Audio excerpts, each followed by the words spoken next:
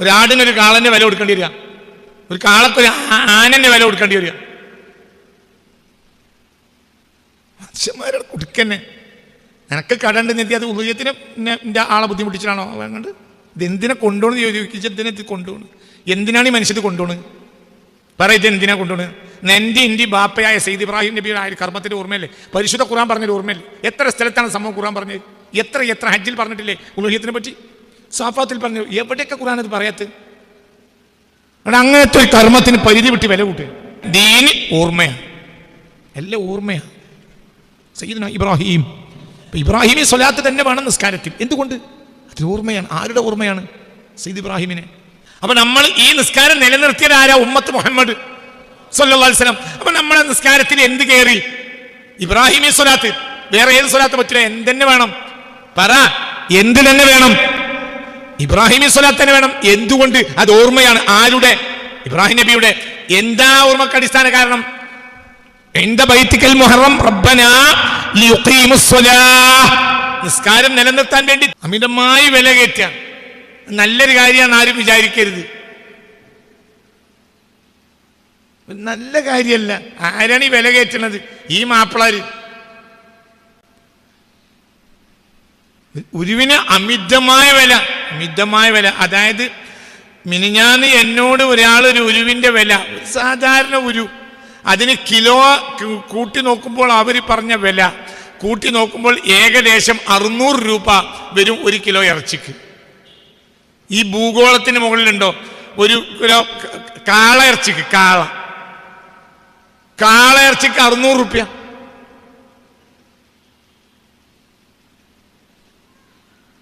മുന്നൂറ്, 350, 400.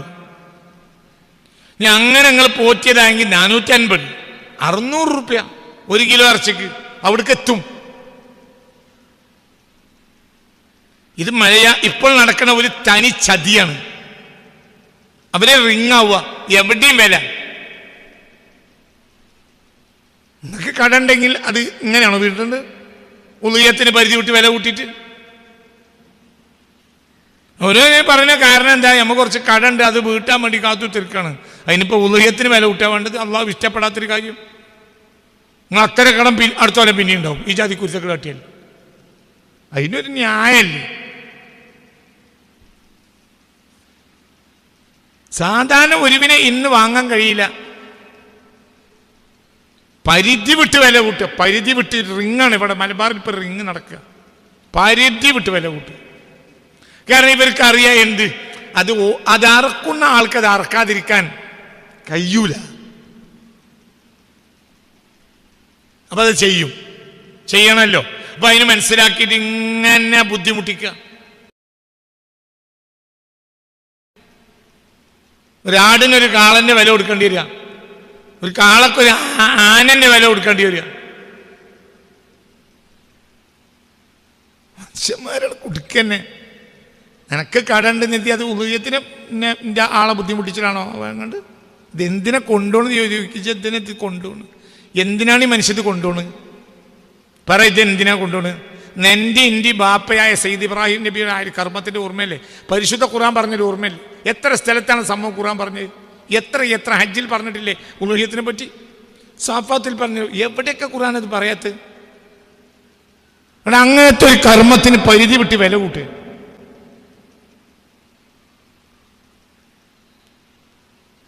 മനസ്സിലായില്ലേ പറഞ്ഞത്? അത്രത്തോളം നബി കർശനമാക്കുകയും ചെയ്തിട്ടുണ്ട്.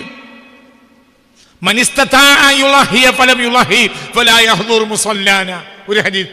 ഇതിൽ നിന്നാണ് വുജൂബിനെ ലക്ഷ്യം പിടിച്ചത് ഇമാമുൽ ആളം അബൂ ഹനീഫ നുഅ്മാൻ അൽ കൂഫി തങ്ങൾ ഈ ഹദീസിനെ ലക്ഷ്യം പിടിക്കുന്നത്. മനസ്സിലായില്ല? ഇത് ചൊല്ലി ഹദീസ്. ഒരാൾക്ക് ഉളുഹിയത്ത് അറുക്കാൻ ഇസ്തിതാഅത്ത് ഉണ്ടായി, ഫലം യുലഹി, എന്നിട്ടും അവൻ ഉളുഹിയത്ത് അറുത്തില്ലെങ്കിൽ ഫലാ യഹ്ദുർ മുസല്ലാന, അവൻ പെരുന്നാൾ നിസ്കരിക്കുന്ന സ്ഥലത്ത് ഹാജരാകേണ്ടതില്ല.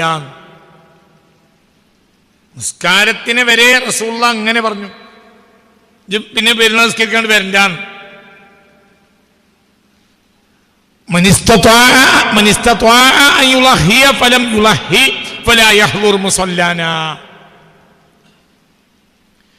ഒരാൾക്ക് ഉളഹിയത്ത് അറക്കാൻ ഇസ്തിതാഅത്ത് ഉണ്ടായി, പക്ഷെ ഉളഹിയത്ത് അർത്തില്ല. ഫലാ യഹ്ദുർ മുസല്ലാന, നബി നമ്മളെ ബലി പെരുന്നാൾ നിസ്കാരം നടക്കണത്തേക്ക് വരരുത്. നിസ്കാരം കഴിഞ്ഞാൽ പിന്നെ അടുത്ത കർമ്മം എന്താ? ഇന്നാ അഅ്തൈനാക്കൽ കൗസർ ഫസല്ലി ലിറബ്ബിക വൻഹർ. വൻഹർ ഇതാ അടുത്ത പരിപാടി.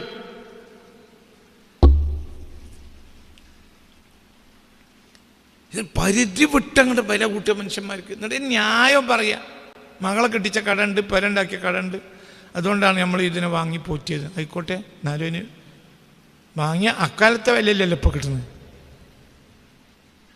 2 കൊല്ലം പോറ്റിയത്. ഒരു ഭാഗത്ത് ഈ വിൽപ്പനക്കാരുടെ നടക്കുന്ന തോന്നിയാസം. 2, ചില കമ്മിറ്റികളാണ് ഇപ്പോൾ ഉരുവിന് വാങ്ങുന്നത്. 2 വയസ്സ് തികയണമെന്ന ഒരു ബോധം അവർക്കില്ല. ഒരു സംഘടന അങ്ങാടി വാങ്ങുക, 2 വയസ്സ് തികയണം. മനസ്സിലാവേണ്ട പറഞ്ഞത്, 2 വയസ്സ് തികഞ്ഞിരിക്കണം. കാളയാണെങ്കിലും പോത്താണെങ്കിലും ആടാണെങ്കിലും. അതാണ് അപ്പം നമ്മളെ നാട്ടിൽ ഇറക്കണേ അല്ലേ? പറയും. അപ്പം എന്ത് തികയണം പറയേ? 2 വയസ്സിന് ഒരു ദിവസം കമ്മിയാൻ പറ്റൂല. 2 വയസ്സിന് തികയണം. ഇപ്പോൾ ഇത് കമ്മിറ്റികൾക്ക് പൈസ ഏൽപ്പിക്കുക, കമ്മിറ്റികൾ അതിൻ്റെ വക്കാലത്ത്, അതൊക്കെ നിങ്ങൾ വക്കാലത്തൊക്കെ ഓക്കെ. കമ്മിറ്റിയിൽപ്പെട്ട ചില ആളുകൾ വക്കാലത്തായി ആ പൈസ വാങ്ങി ചെയ്യുമെന്ന് പറയും ഫിഖിൽ വിരോധമല്ല. അവിടെ വക്കാലത്തിൻ്റെ നിയമങ്ങൾ പാലിക്കണമെന്നേ ഉള്ളൂ. പക്ഷെ അതേ സമയത്ത് എന്ത് ശ്രദ്ധിക്കൂല? 2 പ്രശ്നം. ഒരു പ്രശ്നം എന്താണെന്നാൽ ഇതിന് 2 വയസ്സ് തികയണം എന്ന ശ്രദ്ധയില്ല. ഒരു 5, 8, 10, 15, 20 പോത്തും കന്നിനെയോ കാളക്കന്നിനെയോ അങ്ങോട്ട് മഞ്ചേരി ചന്തയിൽ, എടക്കര ചന്തയിൽ, കൊടുവള്ളി ചന്തയിലൊക്കെ എന്നിട്ട് വിലയാണ് പറയുക. ആ വില കൊടുത്ത് കൊണ്ടുവരിക. അതിൽ 2 വയസ്സ് തികഞ്ഞും ഉണ്ടാവും, തികയാത്തും ഉണ്ടാവും.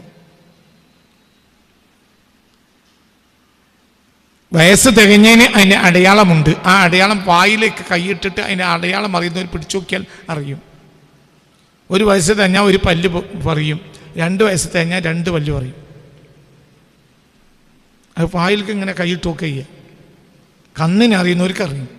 അങ്ങനെ വലിപ്പം കണ്ടിട്ട് കാര്യമില്ല. വലിപ്പം ഇറച്ചി, ചിലതൊക്കെ ഇറച്ചി കുറവായിരിക്കുമ്പോൾ അപ്പോൾ വയസ്സ് തികഞ്ഞിട്ടുണ്ടാവും. ചിലത് നല്ല ഇറച്ചി ഉണ്ടാവും, പക്ഷെ അത് വയസ്സ് കഴിഞ്ഞിട്ടുണ്ടാവില്ല. വയസ്സ് തികയിൽ നിർബന്ധം. ഒരു ദിവസം പോലും കമ്മിയാൻ പറ്റില്ല. വയസ്സ് തികയിൽ നിർബന്ധം. അതാണ് ഇന്നത്തെ കമ്മിറ്റി ഉളഹിയത്തിൽ പലപ്പോഴും സംഭവിക്കുന്ന ഒരു അപാകത. യാതൊരു ബോധവും ഉണ്ടാവില്ല. 1. രണ്ടാമത്തത് എന്ത് ചെയ്യുന്നറിയോ? രണ്ടാമത്തെ തോല് വിറ്റിട്ട് എന്തെങ്കിലും ദുരിതാശ്വാസ ഫണ്ട് കൊണ്ട് കൊടുക്കും. പാലിയേറ്റീവ്. തോല് വാങ്ങാൻ വേണ്ടി പാലിയേറ്റീവ് വരും. പാലിയേറ്റീവിന് പൈസ കൊടുക്കാൻ നല്ലതാണ്. പക്ഷേ ഉളിയത്തിന് തോലല്ല. ഉളിയത്തിന് തോല് എന്ന് പറഞ്ഞാൽ അത് അതിൻ്റെ ആളുകൾക്ക് കൊണ്ടുപോയി അത് കൊടുക്കണം. നമ്മൾ വിറ്റ് കൊടുക്കുന്നത് പോലും നല്ലതല്ല. മൻ ബാഅ ജിൽദ ഉളഹിയതിഹി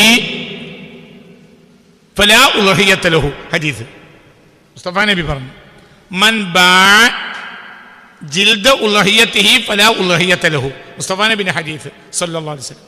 ഇത് ചൊല്ലി, മൻ ഒരാൾ വിറ്റു, ജിൽദ ഉളഹിയതിഹി ഉളഹിയത്തിന്റെ തോലിനെ വിറ്റാൽ, മൻ ഒരാൾ വിറ്റു, ജിൽദ ഉളഹിയതിഹി ഉളഹിയത്തിന്റെ തോലിനെ ഒരാൾ വിറ്റാൽ, ഫലാ ഉളഹിയത ലഹു അവന് ഉളഹിയത്തില്ല.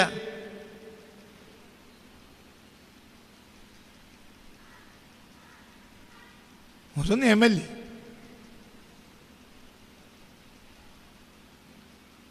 മനസ്സിലായില്ലേ? നിയമങ്ങൾ. ഉളഹിയത്തിന്റെ തോല് നമ്മൾ വിൽക്കാൻ പാടില്ല. അതാർക്ക് കൊടുക്കണം? നമ്മൾ വിറ്റ് കൊടുക്കൽ പോലും എന്താ നമ്പറാണ്. അതതിൻ്റെ ആളുകൾക്ക് കൊടുക്കണം. അതിൻ്റെ മസറഫ് എന്നാൽ ആരാണ്? സക്കാത്തിൻ്റെ മസറഫ് തന്നെയാണ്. മനസ്സിലാവണ്ടേ നിങ്ങൾക്ക്? അത് അവർക്ക് കൊടുക്കുക. അത് കമ്മിറ്റിക്കല്ല അതിൻ്റെ അവകാശം. അവർക്ക് മിൽക്കാക്കിയതിനു ശേഷം അവർക്ക് പാലിയത്തിന് കൊടുക്കാവുന്നതാണ്. മനസ്സിലായില്ല? അവർക്ക് മിൽക്കായി കിട്ടി. ഒരു മിസ്കിമാര് എന്ത് ചെയ്തു? ഫക്കീർ മിസ്കീമാർക്ക് തോല് കിട്ടി. ആ തോല് അവരെന്ത് ചെയ്തു? മിൽക്കായി കിട്ടിയ അവർക്ക് മിൽക്ക് കിട്ടിയല്ലോ, അവരെ മിൽക്കിൽ വന്നല്ലോ, പിന്നെ അവർ എവിടെയും കൊടുത്തോട്ടെ. നിങ്ങൾക്ക് എന്താ? നിങ്ങൾക്ക് പറഞ്ഞ മനസ്സിൽ നിങ്ങൾ വളരെ ചിന്തിക്കണം.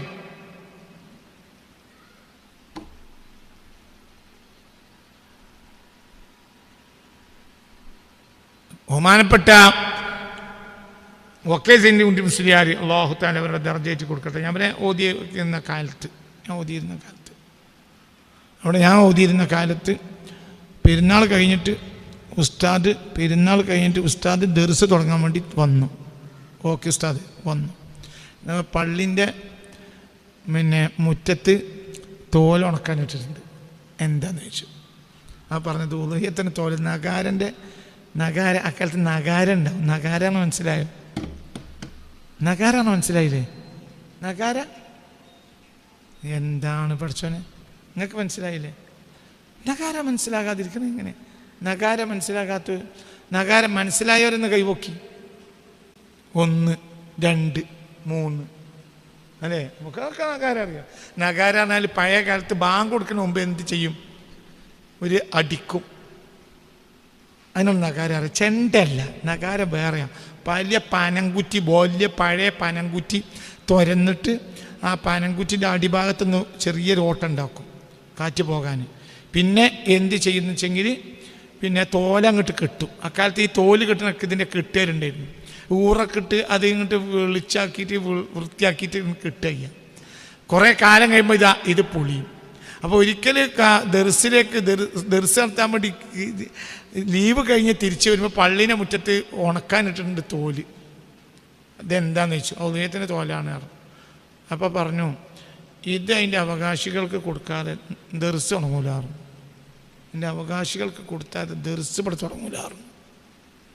ദർസ് ഞാൻ തുടങ്ങണമെങ്കിൽ എൻ്റെ അവകാശികൾക്ക് അങ്ങനെ കൊടുക്കണം എന്ന് പറഞ്ഞു. ഇത് പള്ളിക്ക് നഗാരം ഉണ്ടാക്കാനല്ല. മനസ്സിലായില്ല? ഉളുഹിയത്തിൻ്റെ തോല് എന്തിനുള്ളതല്ല? പള്ളിക്ക് നഗാരം ഉണ്ടാക്കാനുള്ളതല്ല. മനസ്സിലാണ്ട് പറഞ്ഞത്. അത് അതിൻ്റെ അവകാശികൾക്ക് കൊടുക്കണം എന്നാണ്. അന്ന് കൊടുത്തു. സെക്രട്ടറി നല്ലൊരു മനുഷ്യനായിരുന്നു. അന്ന് കൊണ്ടേ കൊടുത്തു, അവകാശികൾക്ക് കൊടുത്തു. അവകാശികൾക്ക് ഇനി വിൽക്കാൻ എന്തും ചെയ്യാം. അപ്പം ഇതൊന്നും കണക്കാക്കാതെ കമ്മിറ്റികൾക്ക് കൊടുക്കുക. ഒരു 10 20 35 45 തോലിനാണ്ട് ഒരുമിച്ച് കൂട്ടുക. ഇതൊക്കെ ഇന്ന് നടന്നുകൊണ്ടിരിക്കുന്ന കമ്മിറ്റികൾക്ക് സക്കാത്ത് കൊടുക്കുന്ന പരിപാടിയല്ലല്ലോ. കമ്മിറ്റി എന്തിനാ കമ്മിറ്റി ആയത്? ഇപ്പം യത്തീമിന് മനസ്സിലായില്ല, യത്തീമിനെ സംരക്ഷിക്കാൻ കഴിയുന്നില്ലേ കമ്മിറ്റി ഉണ്ടായത്? കമ്മിറ്റി പറഞ്ഞാൽ അതിൻ്റെ ഉത്തരവാദിത്തം ഏറ്റവരല്ലേ? പറഞ്ഞാൽ മനസ്സിലായോ? കമ്മിറ്റിയുമായി വിദ്യച്ച ഒരു ബന്ധമില്ല. അപ്പം ഇത്തരം കാര്യത്തിലും യാതൊരു സൂക്ഷ്മത അടുത്ത കാലഘട്ടത്തിൽ നഷ്ടപ്പെട്ടു പോയിട്ടുണ്ട്. അതൊക്കെ ശ്രദ്ധിക്കുന്നത് നല്ലതാണ്. പൊതുവായി നടത്തുന്ന ഉളുഹിയത്തിന് അതിൻ്റെതായ ചില ഗുണങ്ങളും ചില സൗകര്യങ്ങളും ഉണ്ടെങ്കിലും പലപ്പോഴും ശ്രദ്ധിക്കായ്മ വരുന്നു എന്ന ചില പ്രശ്നങ്ങൾ അത് ഉളുഹിയത്തിനെ ഉളുഹിയത്തല്ലാതെ ആക്കി മാറ്റുന്ന പ്രശ്നങ്ങളും ഉണ്ട്. ഒക്കെ നല്ല പോലെ ശ്രദ്ധിക്കണം. ഏതായാലും പറഞ്ഞുകൊണ്ടുവന്ന എന്തായാലും അത് ഓർമ്മയാണ്. ദീന് എല്ലാം ഓർമ്മയാണ്, എവിടെയും ഓർമ്മയാണ്. അപ്പോൾ എന്താണ് ഈ ഹജ്ജ് എന്നാൽ? എന്താ? ഉളുഹിയത്ത് ഓർമ്മയാണ്, ഹജ്ജ് ഓർമ്മയാണ്. ഹജ്ജ് ഓർമ്മയാണ്. എന്താണ് ഓർമ്മ? മഹാനായ സയ്യിദുന ഇബ്രാഹിം അലൈഹിസ്സലാത്തു വസ്സലാമിൻ്റെ ഓർമ്മ. അതിനുമുമ്പ് സയ്യിദുന ആദം അലൈഹിസ്സലാത്തു വസ്സലാമിൻ്റെ ഓർമ്മ. അവരൊക്കെ ചെയ്ത കർമ്മം നമ്മൾ ചെയ്യാണ്. അവരുടെ ഓർമ്മ. സഈ എന്നാൽ എന്താണ്? അത് ഹാജറും റളിയല്ലാഹു അൻഹയുടെ ഓർമ്മയാണ്. ആദ്യമായി തവാഫ് ചെയ്ത് സയ്യിദുന ആദം അലൈഹി അവരെ ഓർമ്മയാണ്. അപ്പം എല്ലാം ഈ ഓർമ്മകളാണ്. ഈ ഓർമ്മ, അപ്പം ഓർമ്മക്ക് വലിയ വിലയുണ്ട് ദീനിൽ. ഞാൻ പറഞ്ഞുകൊണ്ടുവന്നത് ബഹുമാനപ്പെട്ട അറഫ എന്ന് പറഞ്ഞാൽ അതൊരു ഓർമ്മയാണ്. ഈദുൽ അദ്ഹ അതൊരു ഓർമ്മയാണ്.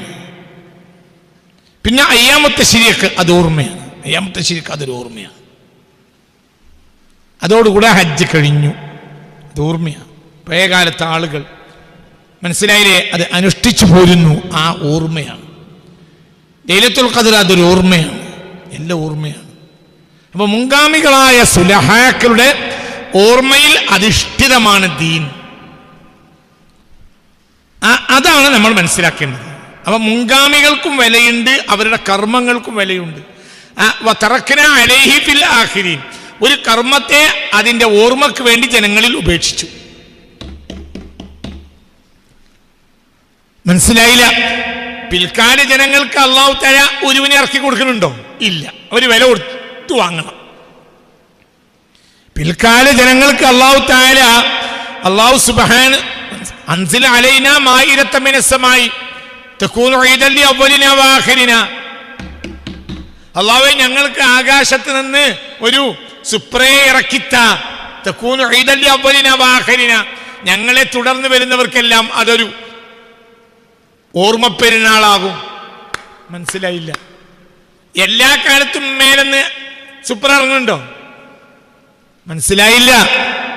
ഹവാരിയങ്ങൾ ഈസാ നബിയോട് പറയാണ്, എന്ത് അൻസിൽ അലൈന മാഇദത്തൻ മിനസ്സമായി എന്ന് കൽപ്പിച്ചത് പ്രകാരം ഈസാ നബി ദുആ ചെയ്തതാണ്. അല്ലാഹുവേ, നീ ഞങ്ങൾക്ക് ഒരു സുപ്ര ഇറക്കി തരണം, ഒരു വിഭവ സമൃദ്ധമായ സുപ്ര മുകളിൽ നിന്ന് ഇറക്കി തരണം. തകൂനു ഈദൻ ലിഅവ്വലിനാ വആഖിരിനാ. അതിനി പെരുന്നാളോ? എന്ത് പെരുന്നാള്? അതെന്ത് പെരുന്നാള്? പറകുട്ടി, എന്ത് പെരുന്നാള്? ഓർമ്മ പെരുന്നാള്. എന്തോർമ്മ? സുപ്ര ഇറങ്ങിയ ഓർമ്മ. സുപ്ര ഇറങ്ങുന്നുണ്ടോ? സുപ്ര പിന്നെ ഇറങ്ങിയോ? ഇല്ല. സുപ്ര ഇറങ്ങിയത്, പറക്കുട്ടി, സുപ്ര ഇറങ്ങിയത് ഒരു വട്ടം. എന്നാൽ ഓർമ്മ ലോകാവസാനം വരെ. എന്തുകൊണ്ട്? ആ ഇറക്കിക്കൊടുത്തവര് അത്രയും മഹാന്മാരാണ്. فلما أحس عيسى منهم الكفر قال من أنصاري إلى الله قال الحواريون نحن أنصار الله آمنا بالله واشهد بأننا مسلمون. ഹവാരിയങ്ങളെ പറ്റി ഖുർആൻ പറഞ്ഞു. അവർക്ക് വേണ്ടി ഇറക്കി കൊടുത്ത് അവരത്രയും മഹാന്മാരാണെന്ന് ഖുർആൻ സാക്ഷ്യപ്പെടുത്തിയിട്ടുണ്ട്. അവരത്രയും മഹാന്മാരാണ്. മനസ്സിലായില്ലേ? ചിന്തിക്ക്. എന്നാൽ അങ്ങനെ ഞങ്ങൾക്ക് കഴിക്കലല്ല, ഞങ്ങൾ കഴിക്കൽ മാത്രമല്ല, തകൂനു ഈദൻ ലിഅവ്വലിനാ വആഖിരിനാ. ഞങ്ങളെ തുടർന്ന് വരുന്ന ആദ്യകാല ജനത മുതൽ അവസാനകാല ജനതയ്ക്ക് വരെ ഇതെന്തായി നിൽക്കും? അതൊരു ഓർമ്മ പെരുന്നാൾ. അന്ന് എല്ലാവരും ഒരുമിച്ച് കൂടും, എന്നിട്ട് ഭക്ഷണം ഉണ്ടാക്കി കഴിക്കും. അതേ അന്ന് ക്രിസ്തുവിന് പറ സുപ്ര ഇറങ്ങിയ ദിവസമാണ്. ക്രിസ്തുവോ അത്രയും വലിയ ആളാണ്.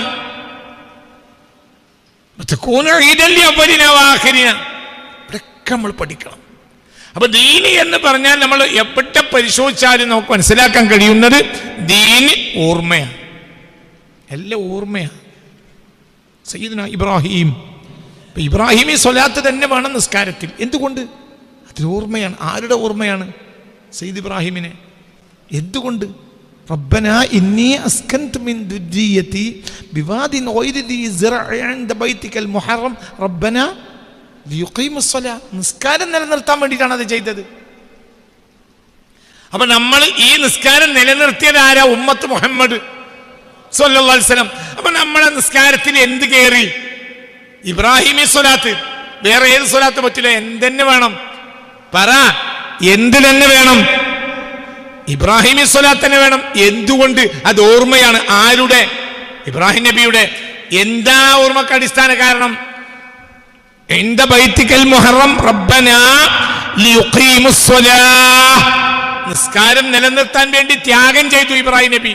അപ്പോൾ ആ ഓർമ്മയെ നമ്മൾ നിസ്കാരത്തിൽ കയറ്റി. മുസ്തഫ നബി സല്ലല്ലാഹു അലൈഹി വസല്ലം കഴിഞ്ഞിട്ട് ഒരു മഖ്ലൂഖിന്റെ പേര് നമ്മൾ ഖുർആൻ നിസ്കാരത്തിൽ പറയുന്നുണ്ടെങ്കിൽ ആ മഖ്ലൂഖ് ആരാണ്? ജിബ്രീലിന്റെ പേരില്ല, മീകായിലിന്റെ പേരില്ല. രണ്ട് മഖ്ലൂഖിന്റെ പേരുണ്ട്. ഒന്ന് റഹ്മത്തുൽ ലിൽ ആലമീനായ മുഹമ്മദ് മുസ്തഫ, ഒന്ന് നിസ്കാരത്തിന് വേണ്ടി സ്വന്തം കുടുംബത്തെ ത്യാഗം ചെയ്ത സയ്യിദുനാ ഇബ്രാഹിം. ഉപേക്ഷിച്ചതല്ല. റബ്ബനാ ലിയുഖീമുസ്സലാ, ഒരു നിസ്കാരം നിലനിർത്താൻ വേണ്ടി കൊണ്ടയാക്കി, അല്ലാതെ ഉപേക്ഷിച്ചതല്ല. അതിന് ഒരു ഗൗരവമായ കാരണമുണ്ട്. മക്കായിൽ കൊണ്ടുപോയി ഉപേക്ഷിച്ചു എന്നാണ് ലേഖനം എഴുതാറുള്ളത്. അത് തെറ്റായ ലേഖനമാണ്. റബ്ബനാ ഇന്നി അസ്കൻതു സമാധാനപൂർവം പാർപ്പിച്ചു. വീട്ടിലാക്കിയെന്ന് വേണമെങ്കിൽ പറയാം. വീടുണ്ടല്ലോ അവിടെ, ഇന്ദ ബൈത്തിക്കൽ മുഹറം. ഇനി വീടാരാ പുതുക്കി പണിയാ? നീ തൗഫീഖ് കൊടുത്ത, ഞാനാണെങ്കിൽ ഞാൻ തന്നെ. അതാണല്ലോ ഏറ്റവും വലിയ വീട്.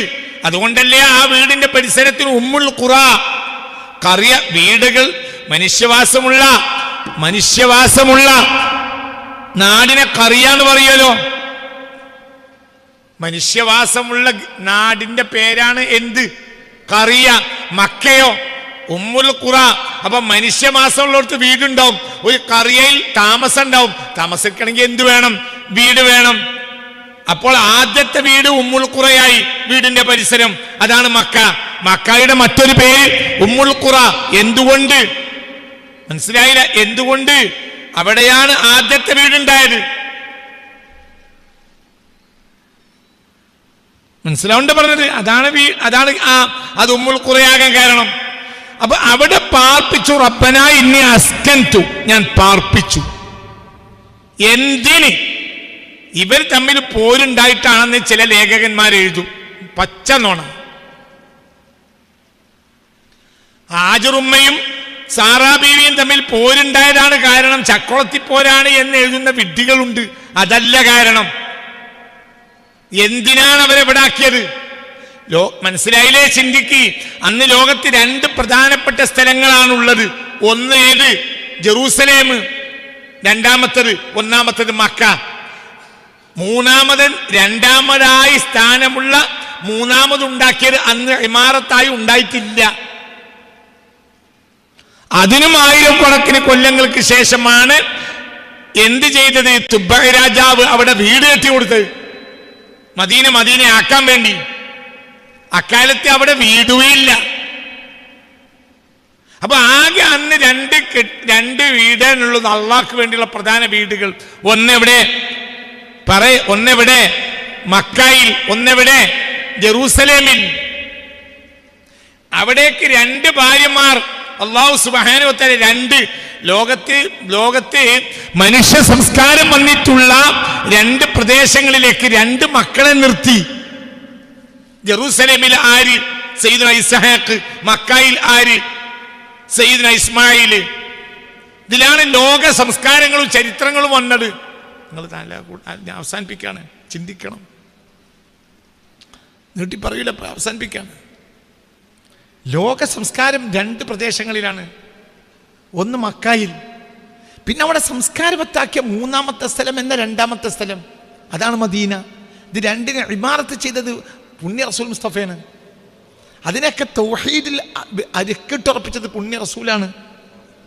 അതാണ് ഈ 2 ഒന്നായും 2ആയും ഗണിക്കപ്പെടുന്നത്. മക്കയേക്കാൾ മദീനക്ക് പ്രാധാന്യമുണ്ടെന്ന് പറയുന്നവരുമുണ്ട്. 2ാം പ്രധാനത്തിൽ തർക്കമില്ല. ഒന്നിനെ ഒന്നാക്കിയത് നബിയാണ്. അപ്പൊ നബി തന്നെ ഒന്ന്. ബാല്യത്തെക്കാൾ ഷറഫുള്ള മണ്ണാണ് നബി കിടക്കുന്ന മണ്ണ്. കാരണം ഒന്നിനെ ഒന്നാക്കിയത് നബിയാണ്. അല്ലെങ്കിൽ അത് ശിർക്കിന്റെ ഗേഹമാണ്. ആലോചിച്ചാലേ ഇതൊക്കെ മനസ്സിലാവുള്ളൂ. അപ്പൊ നബി ഒന്ന് തന്നെയാണ്. അന്ന് ലോകത്ത് 2 ഉള്ളൂ. ഇതിനെ ഇമാർത്ത് ചെയ്തിട്ടില്ല. തുബ്ബഅ രാജാവ് നബിയുടെ 1000 കൊല്ലം മുമ്പ് മദീനയിൽ വീട് കെട്ടിയിട്ടുണ്ട്, യസ്രിബിൽ. അത് ഇബ്രാഹിം നബി അലൈഹിസ്സലാത്തു വസ്സലാമിനും 1000 കണക്കിന് കൊല്ലങ്ങൾക്ക് ശേഷമാണ് തുബ്ബഅന്റെ വരവ്. അവ്വലു മൻ കസാ ബൈത്തുല്ലാഹിൽ ഹറാം, അള്ളാഹുവിന്റെ കഅബാലയത്തിന് ആദ്യം കിസ്വ പുതപ്പിച്ചത് തുബ്ബഅയാണ്.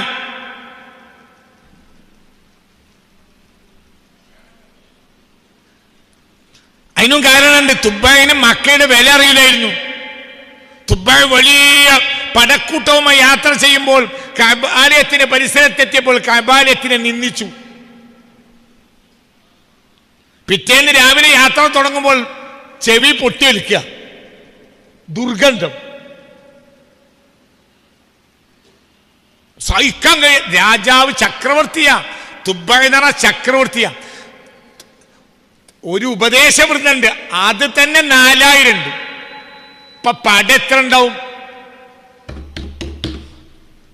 മന്ത്രിമാര് ഉപദേഷ്ടാക്കൾ അടക്കമുള്ളവര് അനുഗമിക്കും തുബ്ബൈനെ. മനസ്സിലായില്ലേ? തുബ്ബൈന് അന്ന് എത്രയുണ്ട് സൈന്യം? തുബ്ബൈന്റെ അഭീഷ്ടവൃന്ദമായ പഠിച്ച പഠിപ്പേര് തന്നെ തുബ്ബൈന്റെ കൂടെ അനുഗമിക്കും. എത്ര ആള്? 4000.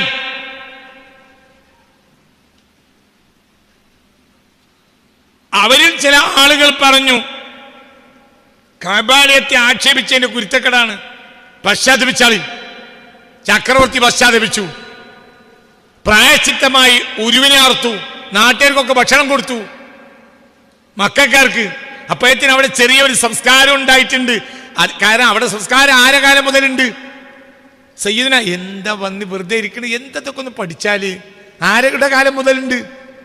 സയ്യിദിന ഇബ്രാഹിം ആദ്യത്തെ കുടുംബം ഉമ്മയും മോനുമാണ്. പിന്നെ അവിടെ അങ്ങനെ വന്നിട്ടുണ്ട് പലരും.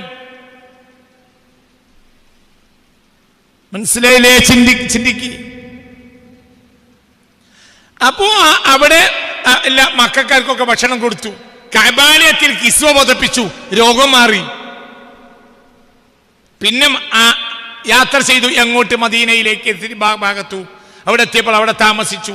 അപ്പോൾ 400 പണ്ഡിതന്മാർ ആ കൂട്ടത്തിൽ നിന്ന് പറഞ്ഞു, എന്ത്, ഞങ്ങൾ വരുന്നില്ല, ഞങ്ങൾക്കിവിടെ നുബുവത്ത് വാസനിക്കുന്നുണ്ട്. അവസാന കാലത്തെ നബി ഇവിടേക്കാണ് ഹിജ്റ വരിക. അപ്പോൾ രാജാവും താമസിച്ചു. 1 കൊല്ലം തുബ്ബ അവിടെ താമസിച്ചു. മനസ്സിലായില്ലേ? നബിയെ കാത്തിരിക്കുന്നവർക്ക് വേണ്ടി ഉണ്ടാക്കിയതാണ് മദീനയിലെ ഈത്തപ്പന. ആ ഈത്തപ്പഴത്തിന് വലിയ വിലയുണ്ട്. നബിയെ കാത്തിരിക്കുന്നവർക്ക് ഉണ്ടാക്കിയതാണ് എന്ത്? പറ. മനസ്സിലായില്ലേ?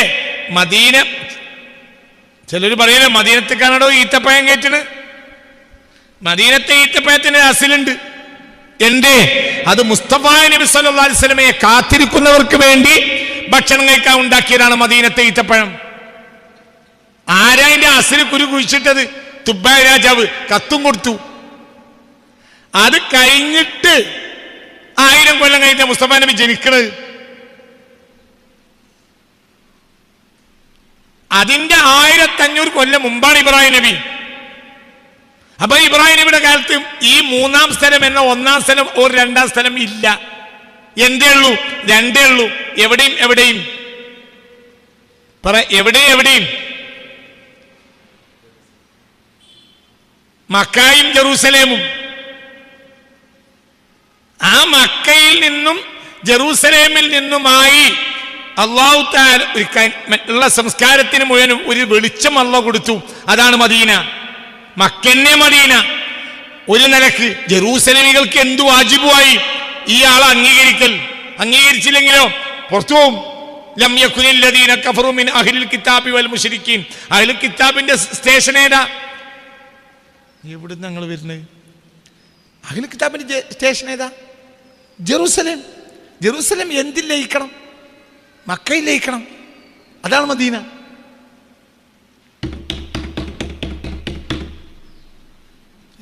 മനസ്സിലായില്ല? എന്താണ് അഹ്ലുൽ കിതാബുകാർക്ക് പറ്റിയത്? ഒരു മദീനയിൽ ലയിച്ചില്ല. മദീന എന്നത് മക്കി മദീന ഒന്ന് തന്നെയാണ്. മക്ക മദീന ഒറ്റ സാധനമാണ്. മദീനത്ത് മക്കുണ്ട്. മക്കത്ത് ചിലപ്പോ മദീന ഉണ്ടാവും, ചിലപ്പോ ഉണ്ടാവില്ല. മദീനത്ത് മക്കുണ്ട്. മക്കത്തോ ചിലപ്പം മക്കത്ത് മക്കന്നെ ഉണ്ടാവില്ല. അങ്ങനെയും വരും. മക്കത്ത് മക്കല്ലാത്ത അവസ്ഥയുണ്ട്, മദീനല്ലാത്ത അവസ്ഥ എങ്ങനെയാലും ഉണ്ട്. മദീനത്ത് മദീനയാണെങ്കിൽ യസ്രിബിൽ മക്കയും മദീന ഉണ്ട് എന്ന് ഞാൻ പറയില്ല. മദീനത്താണെങ്കിൽ എന്തുണ്ട്? മക്കയുണ്ട്, മദീനയുണ്ട്. ഇനി ജെറൂസലേമാണുള്ളത്. സാറാബിന്റെ മക്കള് അവരെവിടെ ലയിക്കണം? പറയേ. മദീനയിലേക്കണം. ഇല്ലെങ്കിലോ അവര് കുഫ്ർ.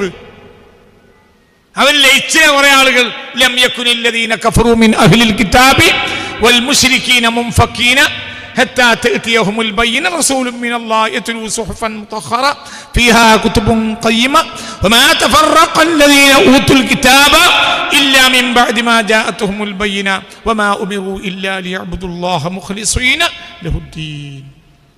അതൊക്കെ പഠിക്കണം, തല കൊടുത്ത് ചിന്തിക്കണം. ഒരവസരം കിട്ടണം ചിന്തിക്കാനാണ്. ചിന്തിക്കണം. അപ്പൊ ഇബ്രാഹിമി ഫറ രണ്ടാണ്, 3 ഫറ അല്ല, 3 രണ്ടിന്റെയും അസ്ലാണ്. ആ കൊമ്പിന്റെ വെളിച്ചം മനസ്സിലാക്കിയില്ല. അത് ആദമിന്റെ ജബഹത്തിൽ നിന്ന് വന്നതാണ്. ആദമിന്റെ ജബഹത്തിൽ അതുണ്ടത് കൊണ്ടാണ് മക്കാർ മലക്കുകൾ സുജൂദ് ചെയ്തത്. അതിനെ പറിച്ചു നട്ട ഒരു സാധനമാണ് ഏത്? മദീന. അപ്പം മദീനയിൽ മക്കുണ്ട്, എന്തുണ്ടാകണം? ജെറൂസലേം ഉണ്ടാകണം. ഇല്ലാതെ വന്നാൽ കുഫറായി. അതാണ് ലമ്യക്കുനി. നിങ്ങൾക്ക് പറഞ്ഞ് മനസ്സിലാവുന്നുണ്ടോ? ചിന്തിക്ക്. അപ്പൊ ആ ജെറൂസലേമിന്റെയും മക്കയുടെയും ഓർമ്മയാണ് എന്ത്? ഹജ്ജ്. എല്ലായിലുണ്ട്. ഇബ്രാഹിമിയത്ത് എന്ന് പറഞ്ഞാൽ അപ്പൊ ഇബ്രാഹിം നബി അലൈഹി സ്വലാത്തു വസ്സലാമിന്റെ ആളുകൾ ഇന്ന് അള്ളാന്റെ ആളുകൾ ആവണമെങ്കിൽ അവർ എന്ത് ചെയ്യണം? മദീനയിലേക്കണം. മദീന നിസ്കാരം ഉണ്ട്, ജെറൂസലേമിൽ നിസ്കാരമില്ല. ജെറൂസലേം നിസ്കാരം ഉണ്ടാകാം, മദീനയിൽ നിന്ന് ഉണ്ടായതാണ് നിസ്കാരം മക്കത്തുണ്ടായതാണ്, അല്ല മദീനത്തുണ്ടായതാണ്.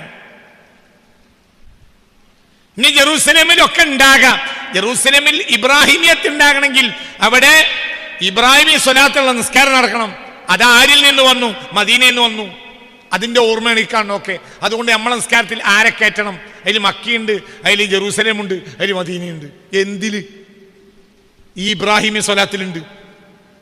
നിങ്ങൾക്ക് പറയണ മനസ്സിലായ കുട്ടികളെ? ഇതാ തല കൊടുത്ത് ചിന്തിക്ക്, തല കൊടുക്ക്. അർത്ഥം വെച്ചിട്ട് എന്താണ് കാര്യം? വെറുതെ അർത്ഥം വെച്ചിട്ട് എന്താ കാര്യം? അപ്പൊ ഓർമ്മ എന്ത് വേറെ സ്വലാത്തെ എല്ലാം പറ്റൂല. എന്തെന്നെ തൽക്കാലം തിരക്കാണ്. അപ്പൊ അല്ലാഹുമ്മ സ്വല്ലി അലാ സയ്യിദിനാ മുഹമ്മദ് വഅലാ ആലി സയ്യിദിനാ മുഹമ്മദ് പറഞ്ഞാൽ മതിയോ? കുട്ടി മതിയോ? ഏത് സ്വലാത്തെല്ലാം നിസ്കാരത്തിൽ? കുട്ടി ഇബ്രാഹിം സ്വലാത്ത് ഏത് സ്വലാത്തെല്ലാം? ഹജ്ജിന് ഏത് സ്വലാത്തിന് ഇരിക്കും. പക്ഷെ ഈ ഹജ്ജിന് ഏത് സ്വലാത്തിലും ലബ്ബൈക 3 വട്ടം ചൊല്ലിയ പിന്നെ എന്ത് ചെയ്യണം? ലബ്ബൈക അല്ലാഹുമ്മ ലബ്ബൈക ലബ്ബൈക ലാ ശരീക ലക ലബ്ബൈക ഇന്നൽ ഹംദ വന്നിഅമത. ഇപ്പോ ലക്ഷക്കണക്കായ ആളുകൾ കണ്ടം പൊട്ടിച്ച് ചൊല്ലാം അറഫയിലേക്കുള്ള യാത്രയിൽ. അല്ലാഹ് ഞങ്ങളവിടെ എത്തിക്കണമേ പഠിച്ചു, ഞങ്ങളെവിടെ എത്തിക്കണമേ റബ്ബേ, ഞങ്ങളവിടെ എത്തിക്കണമേ റബ്ബേ, ഞങ്ങളവിടെ എത്തിക്കണമേ റബ്ബേ. ഹജ്ജ് ചെയ്യാതെ മരിപ്പിക്കരുതേ പഠിച്ചോനെ. അല്ലാ, ഞാൻ 2 ഹജ്ജ് ചെയ്തിട്ടുണ്ട്. പക്ഷെ എനിക്ക് പിന്നെയും പൂതിയാണ് ഹജ്ജ് ചെയ്യാൻ പൂതി ഇല്ലാതെക്കൂല. ഹജ്ജ് പോയാൽ പിന്നെ പൂതിയായി. അല്ലാഹു തആല ഇനിയും തൗഫീഖ് തരട്ടെ. അപ്പോൾ നോക്കൂ, നിങ്ങൾ 3 വട്ടം ലബ്ബൈക ഇല്ല, പിന്നെ 1 വട്ടം അല്ലാഹുമ്മ സ്വല്ലി അലാ സയ്യിദിനാ മുഹമ്മദിൻ വഅലാ ആലി സയ്യിദിനാ മുഹമ്മദിൻ കമാ സ്വല്ലൈത അലാ ഇബ്രാഹീമ വഅലാ ആലി ഇബ്രാഹീമ വബാരിക് അലാ സയ്യിദിനാ മുഹമ്മദിൻ വഅലാ ആലി സയ്യിദിനാ മുഹമ്മദിൻ കമാ ബാറക്ത അലാ ഇബ്രാഹീമ വഅലാ ആലി ഇബ്രാഹീമ ഫിൽ ആലമീന ഇന്നക ഹമീദും മജീദ്. 3 തൽബിയത്ത് ചൊല്ലിയ ഉടനെ എന്ത് ചെല്ലണം? ഇബ്രാഹിമി സ്വലാത്ത് സുന്നത്താ. ഏത് സ്വലാത്ത്? കാരണം ഇബ്രാഹിമി ഹജ്ജ് എന്നത് ആരെ ഓർമ്മ? നിസ്കാരം ആരെ ഓർമ്മ? ഇബ്രാഹിം നബിയുടെ ഓർമ്മ. നിങ്ങൾക്ക് പറഞ്ഞു. അപ്പം എന്തേ ആ ഓർമ്മക്കൊരു വില കൊടുത്തു, ആ ബാപ്പാക്കൊരു വില കൊടുത്തു. ഇതൊക്കെ വെറും കർമ്മമായി ഒതുക്കി വഹാബികൾ ഓർമ്മ അവർ വെളിച്ചെറിഞ്ഞു. അതാണ് വഹാബിയത്തിന് സംഭവിച്ചത്. ആ അവസ്ഥയിലേക്ക് സുന്നികളും തെരമാറിക്കൊണ്ടിരിക്കുകയാണ്. ഇവരുടെ മഹത്വം മനസ്സിലാക്കണം. ആ മഹത്വം ഉള്ളത് കൊണ്ടാണ് അവിടെ വേറെ പറ്റൂല, അതന്നെ പറ്റുള്ളൂ.